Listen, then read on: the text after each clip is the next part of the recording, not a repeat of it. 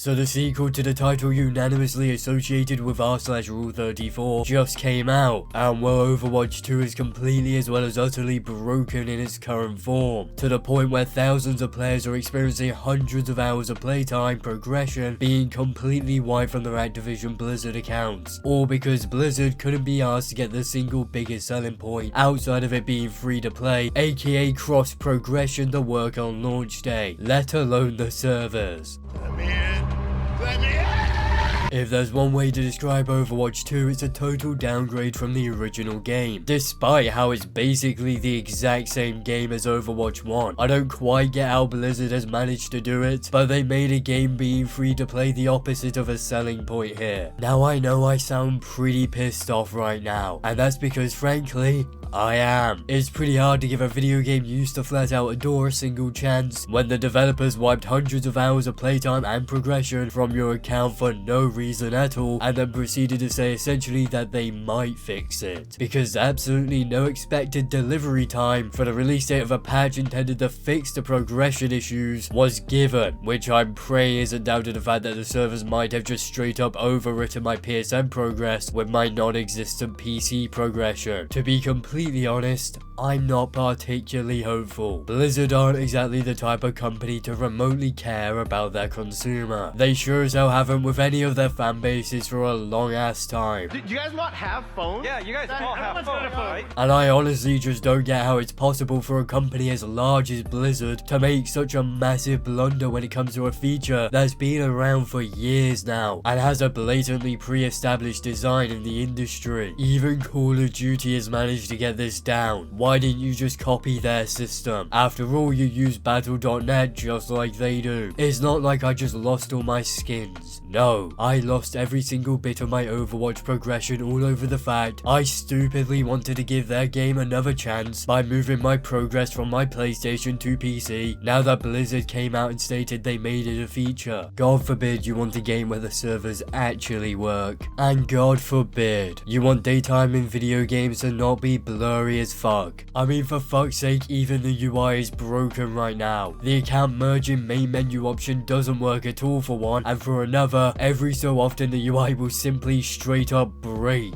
In fairness, it's not that hard to fix as a player. All I do have to do is press escape to back in and out of that UI segment, but that's not good enough. And honestly, I can't see this being a hard fix on the developer end. The very basic parts of the game, like the UI, shouldn't be broken. You know, I really just do have to adore how unready this game was for launch day. And to begin with, I'm being far too generous by referring to this as a new game. Outside of ruining competitive play or even the casual experience via locking the original cast of Overwatch characters behind 150 matches, and on top of that locking new characters into the battle pass, which ends up giving players who have bought the battle pass a pay to win advantage, since they get a 20% XP boost as well as the new support hero instantly, unlike their free to play counterparts that have to grind to tier 55 in the battle pass. I simply put cannot see Overwatch 2 as anything but a downgrade right now, outside of the character reworks that really aren't an excuse to be calling this Overwatch 2. That's just basic patching work. I mean, come on, the thing Blizzard originally hyped up a hell of a lot isn't here for launch day, and like the patch to give me my hundreds of hours of playtime back doesn't have a release date yet. The most we know about the campaign is it's coming sometime in 2023 if Blizzard can be asked. I don't know about you guys, but I personally feel like that should have been here day one, considering how this is being marketed as a brand new game, and this is just about the only thing that could possibly justify it being a quote-unquote new game. I seriously have to ask the developers here, where the fuck is Overwatch 2? Because all I'm seeing is Overwatch 1 with a battle pass that locks away characters and gives people a slight pay to win advantage. There may be 3 new heroes, but don't worry guys, you won't be able to enjoy them for a decent while since it takes until level 55 in the battle pass to finally obtain the new character, something that wouldn't have taken a single match in Overwatch 1. Despite most players only going into casual lobbies, they are going to be at a major disadvantage against enemy players and their own teammates if they haven't bought the original title that's been delisted now. Who on earth is going to want to play with people who aren't capable of putting up a fight because the potential new meta character is locked not between 100 and 150 matches. You can't be pulling this bullshit in a team-based first-person shooter. It doesn't work. Blizzard is merely artificially handicapping their own players for the sake of attempting to get battle pass purchases. I hate to tell you, Blizzard, but you don't have to do that. People are going to buy the battle pass no matter what in a free-to-play title, so long as the cosmetics look cool if they were ever the type of consumer to consider doing that in the first place. I can't believe I'm saying this, but I prefer Overwatch 1's loot box system. After all, it was the least obnoxious version in gaming of loot boxes, and those loot boxes were given extremely frequently, allowing you to earn event cosmetics among other skins incredibly quickly for free, with the option to buy loot boxes if you didn't want to grind or if you just wanted to get a chance of a skin you wanted. You also didn't have to pay or grind for characters, they just unlocked as soon as they came out.